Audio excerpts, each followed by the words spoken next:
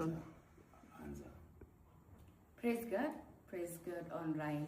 So wengi mmekuwa mkinidia mkiniuliza marriage yako inaendeleaje, na some of you hata mnani message hata kwa messenger mnaniuliza how is it going, and I am here to confirm that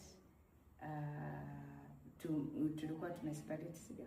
Tulikuwa tumeseparate, Tumeenda our own ways, tulikuwa tumeachana na akaenda kupata msichana mwingine ambaye alidhani ati anaweza kana yeye. Ngo alichituka, manake amerudi. Si umerudi? Ndio.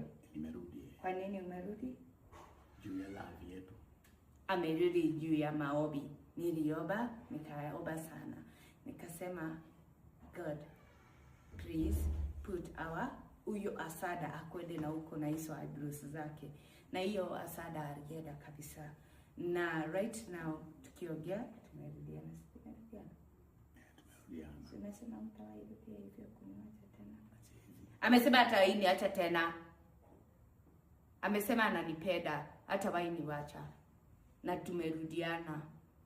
Na huyo msichana mwingine mwenye alikuwa wewe utaniona. But mimi sikuwa nasikia kitu juu already tulikuwa it was like a choice yenye tumeamua sisi wawili. Hakuna like tulikuwa tumeamua kuseparate, haimaanishi ati mtu hawezi kuwa aende huko na akuwe na mtu mwingine mwenye mtu amechagua. But sasa tumerudiana.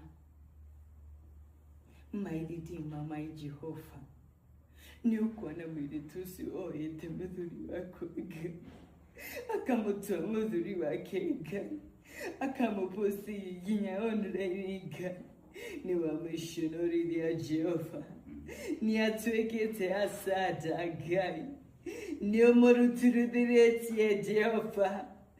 Oh God, kegute daddy yo, kegute mrigi jitekiria niendelee na